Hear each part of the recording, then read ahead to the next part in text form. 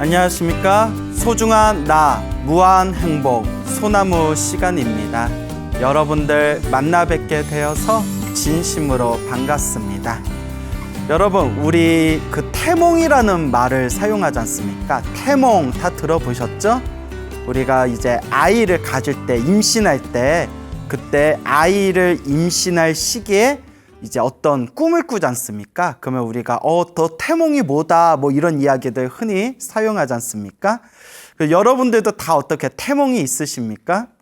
저 아는 스님이 있었는데 그 같이 공부하던 스님이었는데 어머님이 독실한 불자였다고 합니다. 근데 어머님이 이제 태몽을 꾸셨는데 그 스님 태몽이 뭐였냐면 이렇게 이제 절에 올라갔는데 절 앞에서 어느 노스님을 만났답니다. 이렇게 노스님을 만났는데 노스님이 이렇게 금시계, 은시계 이렇게 보여주시면서 뭐 가져갈래 해가지고 그 어머님이 꿈에서 이렇게 은시계를 받아왔답니다. 은시계. 그러면서 그 스님이 하시는 말씀이 아유 우리 엄마가 그때 금시계를 받았으면 내가 더 큰 스님이 됐을 텐데 은시계를 받았다고. 그래서 당신이 이렇게 좀 출가 생활하다가 한번 환속도 한번 하셨거든요. 이제 중간에 뭐가 안 맞아서 마음에 조금 번민이 일어나서 한번 환속했다가 다시 이제 재출가 하셔서 아마 지금은 수행을 열심히 하고 계시겠죠? 근데 이제 그 스님이 이제 그런 이야기를 참으시면서 농담 삼아서 아유 엄마가 금시계 받았으면 내가 완전 큰 스님 됐을 텐데 은시계 받아가지고 내가 2% 좀 부족하다 뭐 그런 우스갯소리를 그 스님이 하시더라고요. 그래서 같이 참으시면서 웃은 적도 있었고요. 위인전 같은 거 보면 특히 동양의 위인전, 옛날 위인전 보면 태몽 이야기가 많이 나오지 않습니까? 그래서 위인들 보면 하늘에 태양이 엄마 품속으로 들어오는 꿈을 꾸고 이제 태기, 임신을 하게 되었다라느니 또 큰 스님들 꿈에 보면 꿈에서 부처님이 어린 동자를 데려와서 어린 동자를 맡기는 꿈을 꿨는데 그 아이가 나중에 이제 커서 큰 스님이 되었다. 뭐 이런 여러 가지 태몽들이 있지 않습니까? 그래서 뭐 태몽이라는 게 뭐 결국 너무 집착할 필요는 없지만 그냥 우리 동양인들, 우리 한국인들에게는 그런 태몽이라는 어떤 그런 꿈에 대한 징조, 그 꿈에 대한 어떤 메시지 이런 것을 조금 우리 한국인들은 뭔가 의미를 부여하는 그런 경향이 있는 것 같습니다. 근데 요 태몽이라는 개념이 뭐 우리 한국인만 가지고 있는 것이 아니라 뭐 중국, 일본 할 것 없이 요 동양에서는 다들 태몽에 대한 어느 정도 개념을 갖고 있을 거고요.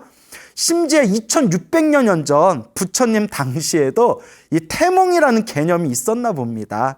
그래서 여러분 혹시 부처님은 어떤 태몽이었을까 혹시 궁금한 적 없으십니까? 뭐 아마 뭐 불교 공부를 좀 하셨거나 부처님의 생애, 부처님의 일대기를 책으로 보시거나 공부하신 분들은 아마 우리 석가모니 부처님의 태몽을 다들 알고 계시리라 생각이 듭니다.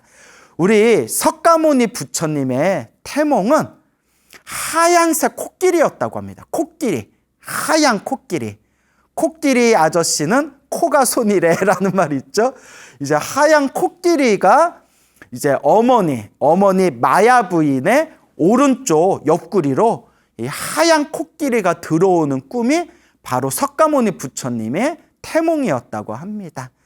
그래서 이 석가모니 부처님께서는 석가모니라는 뜻이 석가족에서 출현하신 성자, 성인이란 뜻이라고 합니다.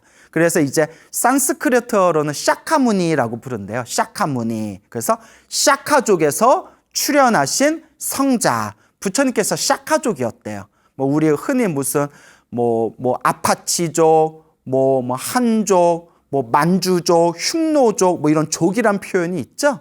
그와 같이 이제 부처님께서는 샤카족이라는 그런 이제 어떤 가문이었는데 그 샤카족에서 출현하신 성자 해서 샤카무니. 그래서 한문으로 소리를 따서 번역할 때 석가모니라고 이제 번역을 하게 됩니다. 그래서 이제 이 석가모니 부처님께서 이제 어머니 품속에 이제 들어오실 때 어머니이신 마야 부인께서 이제 꿈에 하얀 코끼리가 하늘에서 내려와서 하얀 코끼리가 이제 오른쪽 옆구리로 쓱 들어오는 그런 꿈을 꾸었다라고 합니다. 그래서 또 어떤 책에서는 상아가 6개가 달린 상아가 6개, 이렇게 코끼리 보면 상아가 있지 않습니까? 어금니, 긴 어금니가 있지 않습니까? 그 상아 6개가 달린 하얀색 코끼리가 품으로 들어왔다라고 또 책에 적혀 있습니다. 상아가 6개가 있는 코끼리. 그러면 이제 코끼리가 상징하는 건 무엇일까요? 코끼리는 숲에서, 그 당시 인도의 숲에서 가장 힘이 센 짐승입니다. 가장 힘이 세면서 다른 짐승을 잡아먹지 않고 풀을 뜯어먹는 그런 이제 짐승이죠. 동물입니다. 그래서 풀을 뜯어먹는 그렇게 어떻게 평화로운, 평화를 추구하는 짐승이면서 가장 힘이 센 짐승입니다. 그래서 가장 힘이 셌고, 그리고 가장 숲에서 가장 위험이 당당했기 때문에 그 당시 인도 문화에서는 코끼리를 아주 성스러운 동물, 아주 신성스러운 동물로서 이제 인도 문화에서는 코끼리를 가장 이렇게 위대한 동물 중에 하나로 이제 그렇게 상징적으로 받아들이고 있습니다. 그러니까 그 당시 인도 사회에서는 가장 이제 힘이 세고 위험이 있고 또 사람들에게 가장 위대한 동물로 이제 존중받았던 동물이 바로 이제 코끼리고, 그리고 코끼리가 이제 하얀색이라는 것은 모든 번뇌와 망상과 집착과 업장이 완벽하게 이제 소멸되었다라는 뜻입니다. 하얀색이라는 것은, 그래서 우리가 하얀색, 맑고 깨끗한 것을 뜻하지 않습니까? 그래서 모든 번뇌와 모든 망상과 모든 집착이 싹 사라지신 분, 모든 업장이 다 사라지신 분, 그래서 하얀색입니다. 그리고 이제 상아가 또 6개 달렸다고 했지 않습니까? 상아 6개가 뜻하는 것은 육바라밀을 뜻합니다. 육바라밀 다들 아시죠? 보시, 지계, 인요, 그 다음에 정진, 성정, 지혜 해가지고 이제 6가지의 그런 바라밀이란 게 있거든요. 그래서 모든 부처님도 우리와 똑같은 중생이었지만 수없는 윤회의 삶 동안 태어나고 죽고 태어나고 죽는 수많은 윤회의 삶 동안 이 육바라밀, 보시, 지계, 인요, 선정, 정진, 지혜, 이 6가지 바라밀을 완벽하게 닦으셨기 때문에 저렇게 위대한 부처님이 되셨다고 합니다. 그래서 모든 부처님들께서는 원래 우리와 똑같은 범부 중생이었지만 성불하겠다는 목표로, 그리고 모든 중생을 제도하겠다는 그런 원력으로 이 육바라밀을 완벽하게 닦으셔서 저렇게 위대한 부처님이 되셨다라고 경전에서 이야기하고 있습니다. 그래서 상아가 6개가 달린 하얀색 코끼리라는 의미는 이제 육바라밀, 상아가 6개가 있다고 했죠? 육바라밀을 완벽하게 닦으시고 육바라밀을 완성하시고 하얀색이지 않습니까? 그러니까 모든 번뇌와 망상과 집착과 업장을 완벽하게 소멸하셔서 완벽하게 뿌리채 뽑아버리고 완벽하게 닦으셔서 맑고 깨끗하고 청정한, 그리고 가장 힘이 센 존재, 당시 인도 문화에서 가장 신성시하던 그런 동물, 그런 상징적인 어떤 모습으로 그렇게 어머니인 마야 부인의 품속에 들어가는 그런 상아가 6개 달린 하얀색 코끼리, 그게 바로 석가모니 부처님의 태몽이 되겠습니다. 그래서 여러분들은 또 어떤 태몽을 꾸셨는지 모르겠습니다. 하지만 뭐 태몽에 너무 집착할 필요 없죠. 우리가 지금 이 순간 열심히 닦는 게 중요하니까요. 그래서 부처님의 태몽이 하얀색 코끼리라서 그런지 몰라도 우리나라 불교에는 이렇게 하얀색 코끼리의 모습을 보기가 이렇게 쉽지는 않지만 저 미얀마, 스리랑카, 태국 같은 저 남방 불교에 가면 사찰, 사원 곳곳에 하얀색 코끼리 조각이 많다고 합니다. 저도 예전에 이렇게 태국에 있는 사원회를 한번 예전에 갔던 적이 있었는데요. 코로나 전에. 그때 태국의 사원에 가면 사원 곳곳에 이렇게 하얀색으로 아주 깨끗하게 하얀색으로 만들어 놓은 그런 하얀색 코끼리 조각상을 군데에서 자주 볼 수가 있었거든요. 그래서 우리나라에서는 이 하얀색 코끼리 조각상을 한국 불교 사찰에서는 그렇게 이제 자주 볼 수 있는 그런 모습은 아니지만 요 남방 불교에서는 부처님의 태몽이었던 하얀색 코끼리를 굉장히 상징적으로 그런 어떤 존경의 의미로서 사원 곳곳에 많이 배치했구나라는 것을 발견할 수가 있었습니다. 그래서 이와 같이 이런 부처님 태몽이 코끼리라서 그런지 몰라도 우리 불교는 그 코끼리와 관련된 이야기가 굉장히 많습니다. 그래서 또 우리 대승불교에 보면 대승불교는 수많은 보살님들이 있지 않습니까? 뭐 문수보살, 관세음보살, 대세지보살, 보현보살, 지장보살 수많은 보살님들이 있지 않습니까?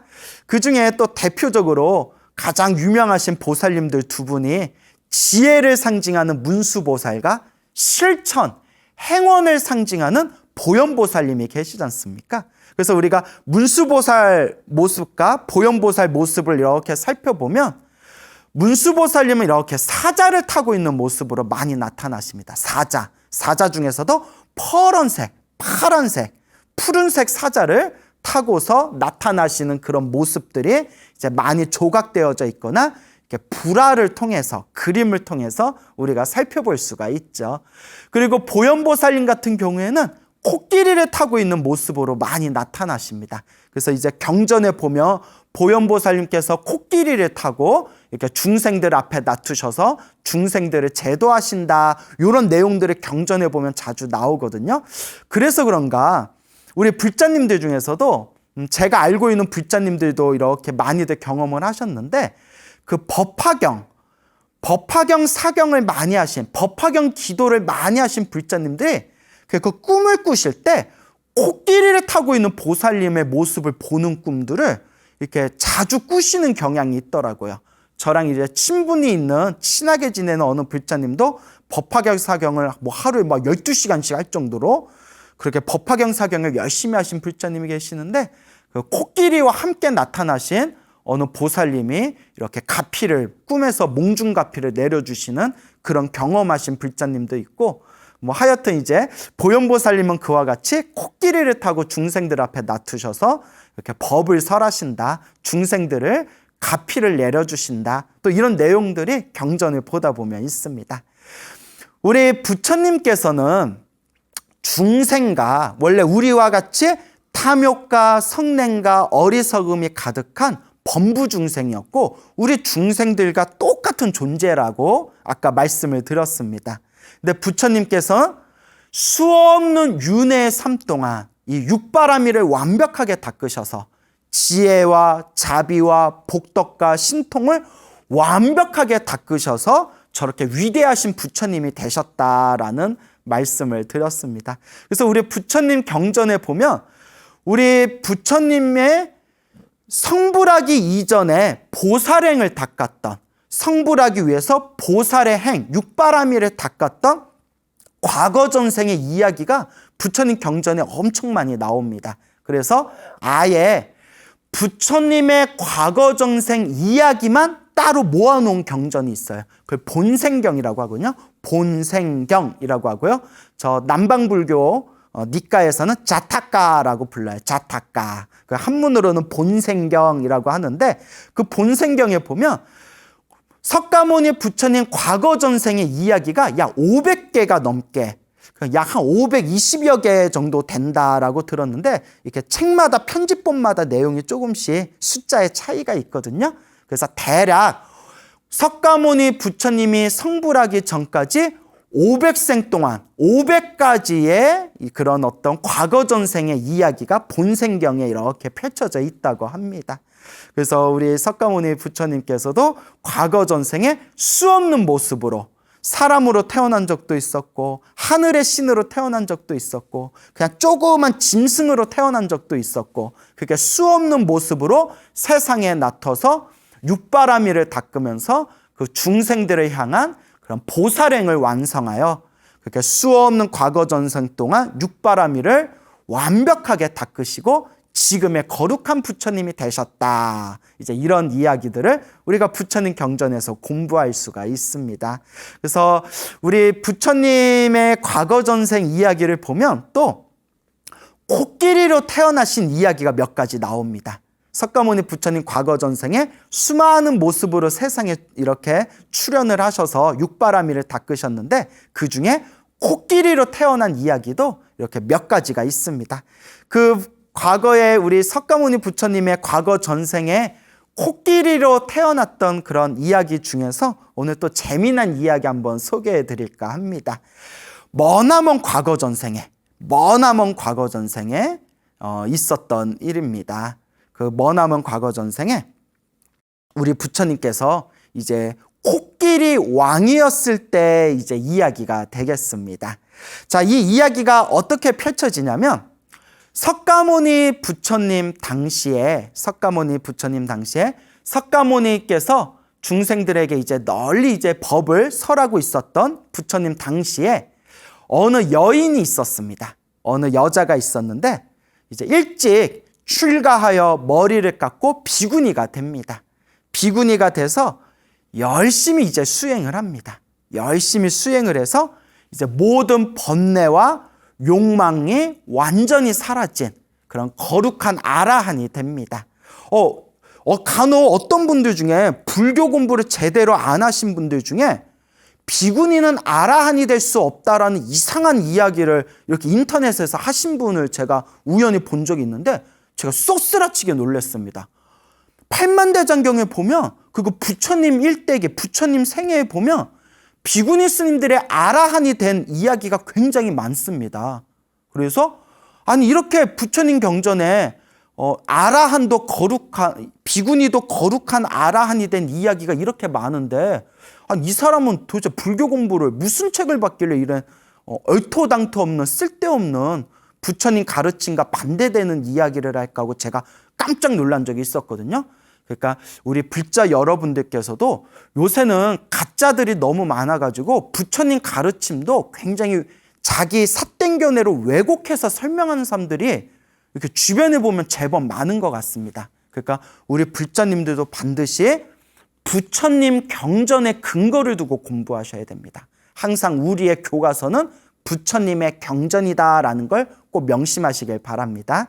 어쨌거나 석가모니 부처님 당시에 어느 비구니 스님이 이제 모든 욕망과 번뇌가 사라진 그런 거룩한 아라한이 되었습니다. 아라한이 된 이 비구니 스님이 이제 석가모니 부처님이 계신 사원에 와서 부처님의 발 아래 이제 엎드려 예배를 올리고 난 뒤에 이제 석가모니 부처님 앞에서 다음과 같이 이야기합니다. 거룩하신 부처님이시여, 제가 참회합니다. 저의 참회를 받아주시옵소서, 저의 잘못을 받아주시옵소서라고 아라한 비구니 스님이 부처님 앞에서 합장하고 부처님 발 아래 참회를 올립니다. 그때 석가모니 부처님께서 그대여, 그때 이미 그대의 참회를 받았느니라. 이미 그때 그대의 참회를 받고 이제 모든 것을 다 용서하였느니라 라고 석가모니 부처님께서 이야기하시는 거예요. 그 옆에 있었던, 그 곁에 있었던 다른 비구 스님들께서 깜짝 놀래가지고 비구 스님들이 석가모니 부처님께 아뢰입니다. 부처님이시여, 세존이시여, 저 비구니가 무슨 잘못을 했길래 부처님께 참회 올리겠습니다, 참회하겠습니다 라고 말한 것이며, 부처님께서는 저 비구니를 언제 보셨길래 그때 이미 너의 참회를 받았다, 너의 참회를 이미 그때 다 받고 용서했다라고 말씀하시는 겁니까? 저희들이 부처님께서 하신 말씀을 저희가 잘 이해하기가 어렵습니다 라고 비구 스님들이 부처님께 아뢰입니다. 그때 부처님께서 다음과 같이 말씀하십니다. 이것은 머나먼 과거 전생의 인연이니라. 지금 그 인연을 설할 터이니 그대들은 자세히 들어라 라고 이제 말씀을 하십니다. 머나먼 과거 전생에, 아주 머나먼 과거 전생에 황금색, 황금 상아를 가지고 있는 코끼리 왕이 있었다고 합니다. 황금색 상아를 가지고 있는 아주 덩치가 크고 힘이 센 이 코끼리 왕이 있었는데, 코끼리 왕은 500마리의 코끼리를 거느리고 있었다고 합니다. 그리고 500마리의 코끼리를 거느리고 있는 이 코끼리 왕에게는 이제 두 암컷 코끼리 부인이 있었다고 합니다. 그래서 두 암컷의 이제 코끼리 부인이 있었는데, 이 두 코끼리 이 부인들이 이제 한 분의 이제 코끼리 왕을 남편으로 모시고 이제 같이 살고 있지 않습니까? 그때 요 코끼리 왕이 어느 날 숲에서 아주 예쁘게 생긴 연꽃을 발견했다고 합니다. 그래서 그 연꽃을, 아주 예쁘게 생긴 그 연꽃을 이렇게 따가지고, 아마 코로 땄겠죠? 코끼리 아저씨는 코가 손이니까 이제 코로 그 연꽃을, 이렇게 예쁜 연꽃을 딴 뒤에, 이걸 부인들한테 가져다 주면 우리 코끼리 부인이 좋아하겠구나라고 하면서 부인에게 주려고 했는데, 그때 둘째 코끼리 부인이 이제 좀 이렇게 이제 욕심이 많았나 봐요. 그걸 자기가 너무 갖고 싶어가지고 코끼리 왕이 이제 따온 연꽃을 자기가 몰래 이렇게 훔쳐갑니다. 둘째 이제 코끼리 부인이 그 연꽃을 싹 훔쳐가고, 이거 우리 코끼리 왕, 우리 남편이 이거 나 선물로 줬다? 막 이렇게 이제 자랑을 했겠죠? 첫째 코끼리 부인이 그걸 딱 보고 부러움과 질투와 시기심을 느끼게 됩니다. 그러니까 이거 코끼리도 막 질투를 느껴. 그래서 첫째 부인이 막 질투와 시기심 때문에, 이제 봤더니 우리 남편 코끼리 왕은 둘째만 사랑하는구나. 둘째만 사랑해서 둘째한테만 저 연꽃을 줬구나. 이렇게 이제 오해하게 됩니다. 사실 코끼리 왕이 연꽃을 하나만 따온 건 사실이지만, 그걸 이제 몰래 훔쳐간 거는 사실 둘째 코끼리 부인이 몰래 훔쳐간 건데, 첫째 부인은 우리 코끼리 왕이 둘째만 사랑해서 꽃을 둘째에게만 줬구나. 이렇게 어떤 시기심, 질투, 슬픔, 그리고 거기서 미묘한 복수심, 니들 얼마나 잘 사나 보자. 어떻게 네가 나한테 이럴 수가 있어? 막 이러면서 마음에 막 한이 사무치게 됩니다. 그래서 시름시름 이 첫째 코끼리 부인이 시름시름 앓다가 결국은 죽어버리게 됩니다. 얼마나 한이 사무쳤길래 그렇게 이제 가슴에 상처를 맺혀서 그렇게 죽게 되었을까요? 그리고 첫째 코끼리 부인이 그래도 코끼리로 살았을 때 선업을 많이 지었나 봐요. 이 시름시름 앓다가 슬픔과 질투와 시기심과 그 미묘한 복수심으로, 너희들 잘 되나 어디 보자, 내가 반드시 너 복수할 거다, 어떻게 나한테 이럴 수가 있어? 뭐 이러면서 죽었던 그 첫째 코끼리 부인이 죽은 뒤에 이제 아주 좋은 집안, 좋은 가문의 여자로 태어나게 됩니다. 그리고 이제 무럭무럭 자라서 이제 홍기가 찼을 때, 뭐 옛날 기록에 보면 막 14살이나 15살에도 막 시집 가고 그랬지 않습니까? 그래서 이제 14살, 15살이면 지금으로 치면 중학생인데, 15살에 막 시집 가고 애 낳고 했지 않습니까? 어쨌거나 귀한 가문, 좋은 가문에 태어난 요 첫째 코끼리 부인이 이제 여자로 태어나서 무럭무럭 자라가지고 왕을 만나서 왕과 결혼을 해서 이제 왕비가 됩니다. 왕비가 됐는데 얼굴이 엄청 예뻤나 봐요. 전생에 복을 많이 지었나 봐요. 얼굴이 엄청 예쁘고 얼굴에 막 귀티가 좌르르 흐르니까 왕의 사랑을 독차지했나 봅니다. 그런데 이 왕비의 마음에서 갑자기 이런 생각이 드는 겁니다. 코끼리의 황금색 상아를 얻고 싶다, 가지고 싶다라는 그런 어떤 욕망이 일어나게 됩니다.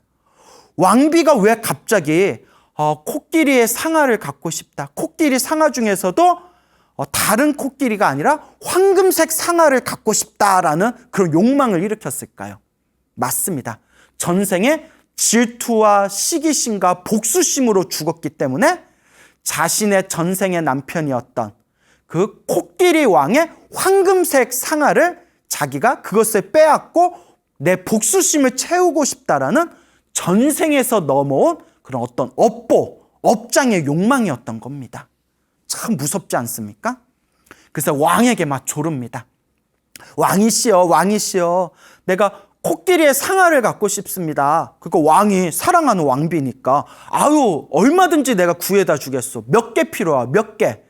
카드는 돼? 카드로 살까? 뭐 이러면서 미안합니다, 여러분.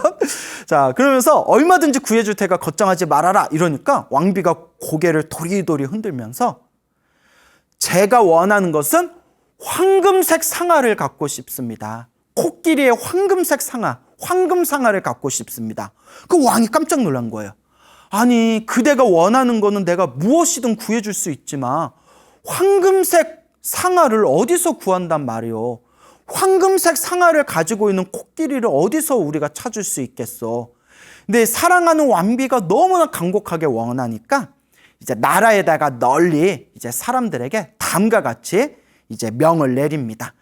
누구라도 코끼리의 황금색 상아를 가지고 오는 사람이 있다면 어마어마하게 큰 상금을 내리리라. 어마어마하게 큰 상을 내가 하사하겠노라 라고 이제 전국에 널리 이제 명을 내립니다. 그때 어느 사냥꾼이 있었는데 그 사냥꾼이 이 이야기를 듣고 깜짝 놀란 겁니다. 이 사냥꾼이 오래전에 사냥하기 위해서 깊은 숲에 들어갔을 때 황금색 상아를 가지고 있는 코끼리 왕을 자기가 봤던 것을 떠올리게 됩니다. 내가 예전에 어디 깊은 숲에 들어갔을 때 황금색 상아를 가지고 있는 거대한 코끼리를 봤는데 내가 저 코끼리를 죽여서 저 상아를 가져오면 내가 평생 팔자가 필 것이다. 그래, 내가 가서 저 코끼리를 죽여서 황금색 상아를 가져와야겠다. 근데 문득 이런 생각이 듭니다. 그 황금색 상아를 가지고 있는 코끼리가 다른 코끼리보다도 어마어마하게 덩치가 크고 힘도 엄청 세 보이던데 섣불리 덤볐다간 내가 오히려 당할 수가 있다. 어떤 좋은 방법이 없을까 하다가 이제 꾀를 내가지고 가사를 하나 구합니다. 요 스님들이 입는 가사. 그 부처님 당시에서부터 스님들이 입는 요 승복을 옛날에는 부처님 당시에 가사라고 불렀거든요. 지금은 이제 스님들이 장삼 위에 요거 빨간 천, 요걸 이제 가사라고 하는데 부처님 당시에는 가사 자체가 승복이었습니다. 그래서 가사로 몸을 이렇게 이제 감싸고 이제 승복으로 일상복으로 입고 있었던 게 부처님 당시에 승복인 가사였거든요. 자, 그래서 그 당시 이제 스님들이 입고 있는 가사를 하나 구해가지고 안에다가 이제 활과 그리고 아주 독을 잔뜩 묻혀놓은 독화살을 품에다 이렇게 숨기고 몸에다가 이렇게 가사를 걸치고 이제 깊은 숲에 이제 들어가게 됩니다. 그 깊은 숲에서 멀리에서 이제 황금색 상아를 가지고 있는 코끼리 왕이 이렇게 이제 숲에서 쉬고 있는데 멀리서 이제 인기척이 느껴지는 거예요. 누가 오지? 사람이 오나? 그리고 딱 코끼리 왕이 경계를 합니다. 혹시 우리 코끼리들에게 해를 끼치지는 않을까 하고 누가 오나 하고 딱 봤더니 이렇게 가사를 몸에다 걸친 사냥꾼이 이렇게 오고 있는 걸 봅니다. 코끼리 왕은 요 가사만 보고 저분들은 숲에서 수행하시는 스님들인가 보구나 라고 생각을 합니다. 그래서 코끼리 왕은 자기 경험상 어렸을 때부터 지금까지 숲에서 살면서 저 붉은색 가사를 입고 있는 사람들은 동물들에게 해를 끼치지 않고 그리고 다른 동물들에게 이제 살생을 한다거나 나쁜 짓을 하지 않고 숲에서 고요하게 앉아서 명상하는 분들이다라는 걸 어렸을 때부터 봐왔기 때문에 가사를 걸치고 몸에다가 가사 안에다가 이제 활과 화살을 몰래 숨겨가지고 오는 그 사냥꾼을 보고 경계심을 풀어버립니다. 숲에서 수행하시는 스님들인가 보구나. 저 가사를 걸치고 있는 분들 중에서 나쁜 사람을 나는 한 명도 보지 못했다. 그렇게 생각하고 그냥 대수롭지 않게 생각하고 있을 때 코끼리 왕과의 이 사정거리가 딱 좁혀지면서 갑자기 이 사냥꾼이 가사를 벗고 활에다가 독화살을 딱 재어가지고 그 독화살을 코끼리 왕에다가 핑 하고 이제 쏘게 됩니다. 독화살을 갑자기 맞은 코끼리 왕은 방비도 하지 못하고 착한 사람이겠거니 아니면 수행자겠거니 생각하다가 독화살을 맞으면서 그 자리에서 쓰러지게 됩니다. 그런데 워낙에 덩치가 크고 워낙에 힘이 셌기 때문에 그 독화살을 맞았지만 숨이 끊기지는 않습니다. 그때 옆에서 코끼리 왕과 같이 있었던 그 둘째 부인, 그래서 그 연꽃을 몰래 훔쳤던 그 처음에 나왔던 둘째 부인이 분노를 일으키면서 그 사냥꾼을 짓밟아 버리려고 합니다. 그때 코끼리 왕이 딱 멈추게 합니다. 코끼리 왕이 멈추게 하면서 둘째 부인에게 그러지 말아라. 저희를 죽이지 말아라. 살생을 하지 말아라. 살생하면 안 된다. 그러니 참거라. 나는 괜찮으니까 참거라. 라고 이제 이야기를 합니다. 그리고 지금 이 모습을 보면 밑에 있는 500마리의 코끼리들이 저 사냥꾼에게 해를 끼칠까 봐 자기의 둘째 부인인 코끼리 부인에게 빨리 저 500마리의 코끼리들을 어서 다른 곳으로 옮겨라. 어서 안전한 곳으로 어서 피하거라. 라고 한 뒤에 이제 사냥꾼에게 다가갑니다. 아이고 나는 이제 죽었다 하고 덜덜덜덜 떨고 있는 사냥꾼에게 질문을 합니다. 코끼리 왕이. 그대여, 나는 그대를 처음 봤다. 그대는 무슨 이유로 나를 해치려고 했느냐? 왜 나를 죽이려고 했느냐라고 코끼리 왕이 묻습니다. 덜덜 겁에 질려서 무서움에 떨고 있던 이 사냥꾼이 더듬더듬 이야기를 합니다. 실은 우리나라에 왕이 있고 왕비가 있는데 왕비의 소원이 황금색 상아를 갖는 게 소원이라고 합니다. 황금색 상아를 가져가면 큰 상을 내린다길래 제가 상금에 눈이 멀어서 이런 못된 짓을 했습니다. 제발 살려주십시오 하니까 이제 코끼리 왕이 이렇게 질문합니다. 내가 만약 이 상아를 너에게 준다면 다른 코끼리에게 해를 끼치지 않을 것이냐? 사냥꾼이 말하기를 제가 여기 온 거는 황금 상아 때문에 온 거지 다른 코끼리에게 해를 끼치기 위해서 온 것이 아닙니다. 라고 했더니 너는 반드시 그 약속을 지켜야 된다. 라고 하면서 큰 나무에다가 자신의 상아를 이렇게 박아가지고 스스로 그 황금 상아를 뽑아버립니다. 얼마나 아팠을까요? 스스로. 코끼리 왕이 큰 나무에다 자기의 상아를 막 들이박아가지고 자기 혼자 힘으로 그 2개의 황금 상아를 뽑아낸 뒤에 피를 철철 흘리면서 그걸 이제 사냥꾼에게 줍니다. 그리고 코끼리 왕이 다음과 같이 서원을 세웁니다. 내가 가지고 있는 이 황금 상아를 아무런 집착 없이 중생에게 보시한 이 공덕으로 나는 미래생에 위없는 깨달음을 얻어서 중생들의 번뇌를 이와 같이 뽑아주리라 라고 서원을 세웁니다. 자신의 황금색 상아를 뽑은 뒤에 사냥꾼에게 던져주면서 내 이 황금색 상아를 내가 아끼지 않고 이것을 아무런 집착 없이 보시한 공덕의 힘으로 나는 머나먼 미래생에 완전한 깨달음을 얻을 것이고 그리고 일체 중생들의 번뇌를 이 상아를 뽑아내듯이 모든 중생들의 번뇌를 내가 뽑아주리라 라고 서원을 세우면서 쓸쓸하게 이제 눈을 감게 됩니다. 야, 무슨 코끼리가 소름 끼치지 않습니까? 어떻게 코끼리가 그런 마음을 일으킬 수가 있을까요? 물론 불교적인 관점에서 보면 그 코끼리 왕은 석가모니 부처님의 머나먼 전생이고 수없는 윤회의 삶 동안 성불하기 위해서 보살행을 닦고 있는 육바라밀을 닦고 있는 수행자가 이번 생에 코끼리 왕으로 태어나고 자신의 상아를 뽑음으로써 보시바라밀, 보시의 행을 닦고 있는 그런 존재였던 것이죠. 사냥꾼이 그 황금 상아를 가지고 왕궁에 갑니다. 왕궁에 가서 그 황금 상아를 바칩니다. 왕과 왕비가 깜짝 놀랍니다. 이걸 어디서 가져왔냐?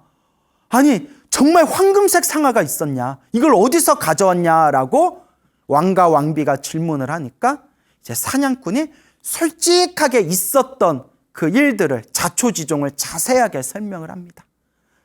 왕도 감동받고 옆에 있는 신하들도 감동받고 막 하늘도 감동받아서 막 비가 내리고 막 땅도 막 감동을 받아서 막 땅에서 막 눈물이 막 쏟아지고, 이건 좀 오버다. 예, 죄송합니다.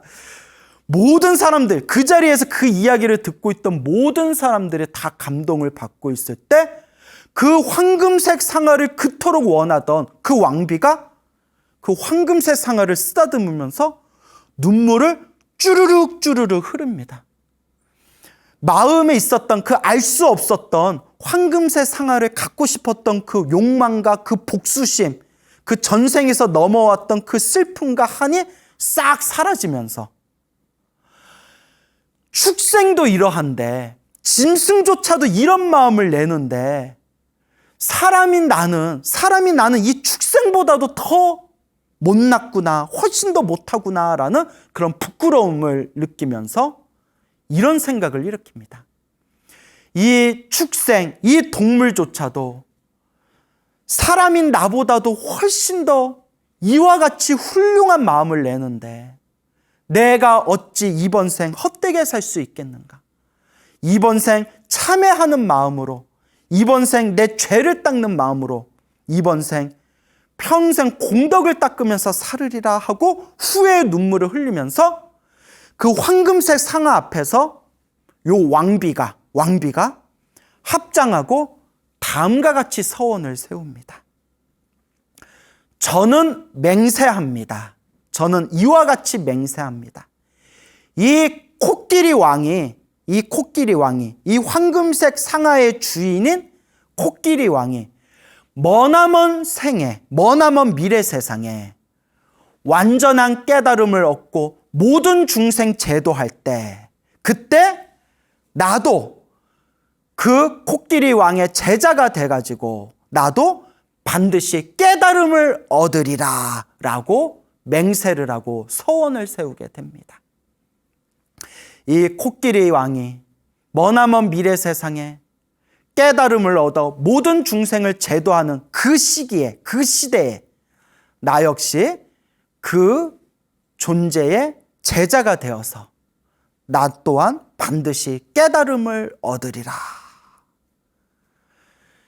이와 같이 과거 전생 코끼리 왕의 인연설화를 수많은 불자들과 비구 스님들 앞에서 설하신 뒤에 부처님께서 다음과 같이 말씀하십니다.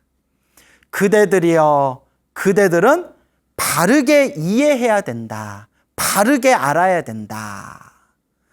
그때 그 머나먼 과거 전생에 황금색 상아를 스스로 뽑았던 그 코끼리 왕이 지금 이번 생에 나 석가모니 부처님, 나 열애인이라. 그러니까 코끼리 왕이 이번 생에 석가모니 부처님이 되신 것이고, 그러니까 이제 여러분들 다들 눈치채셨죠? 지금 내 앞에 찾아와 내 앞에서 절을 올리고 거룩하신 부처님, 제가 참회합니다. 저의 참회를 받아주십시오 라고 했던 저 아라한 비구니가 바로 그때 코끼리 왕의 황금색 상아 앞에서 나도 미래 세상에 코끼리 왕이 완전한 깨달음을 얻고 중생을 제도할 때, 그때 나도 깨달음을 얻으리라 라고 서원을 세웠던 그때 그 코끼리 왕의 첫째 부인이었고 시름시름 앓다가 죽어서 이제 좋은 가문의 여자로 태어나 왕과 결혼한 그 왕비가 바로 지금의 이 아라한 비구니이니라. 그때의 서원과 같이 석가모니 부처님 시대에 태어나 이와 같이 깨달음을 얻게 된 것이니라 라고 법을 설하십니다. 그리고 여기에 하나가 더 들어갑니다. 그거 부처님이 뭐라고 하셨냐면, 그때 연꽃을 몰래 훔쳐갔던 둘째 코끼리 부인이, 그 둘째 부인, 코끼리 부인이 바로 야쇼다라다라고 법을 설합니다. 야쇼다라 다들 아시죠? 예, 이제 부처님, 석가모니 부처님께서 출가하시기 전에 시다르타 왕자로 있었을 때 결혼했던 부인이었고, 또 부처님의 출가하기 전에 낳았던 아들인 라울라의 친모였고, 그리고 라울라도 출가하고 석가족이 출가했을 때 함께 출가해서 비구니가 되어 아라한이 된 야슈다라의 전생이 그때 연꽃을 몰래 이렇게 훔쳐간 그때 둘째 부인이었다고 합니다. 자, 그래서 이와 같이 우리의 만남과 헤어짐이 모두 다 내가 지은 인연법이구나 라는 것을 이와 같이 코끼리 왕의 이야기를 통해서 우리가 배워볼 수가 있습니다.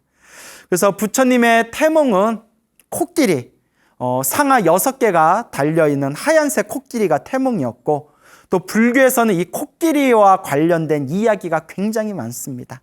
그리고 석가모니 부처님의 머나먼 전생에 코끼리 왕이었을 때 이와 같이 자신의 몸과 마음을 돌보지 않고 모든 중생을 제도하고자 서원을 세운 이 위대한 코끼리 왕의 이야기를 통해서 우리 불자들도 마음에 끊임없이 새로운 그런 믿음을 끊임없이 일으켜 나가면서 부처님의 그런 발 뒤꿈치라도, 조금이라도 부처님 발 뒤꿈치, 그 발자국만이라도 우리가 따라갈 수 있도록 끊임없이 노력해야 될 것입니다.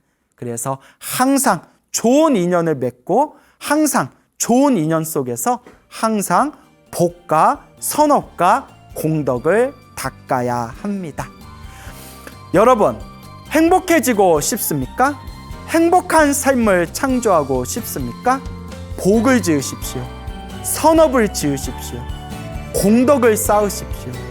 복과 선업과 공덕의 힘이 여러분들을 진정한 행복의 길로 이끌어 줄 것입니다. 여러분, 성불하십시오.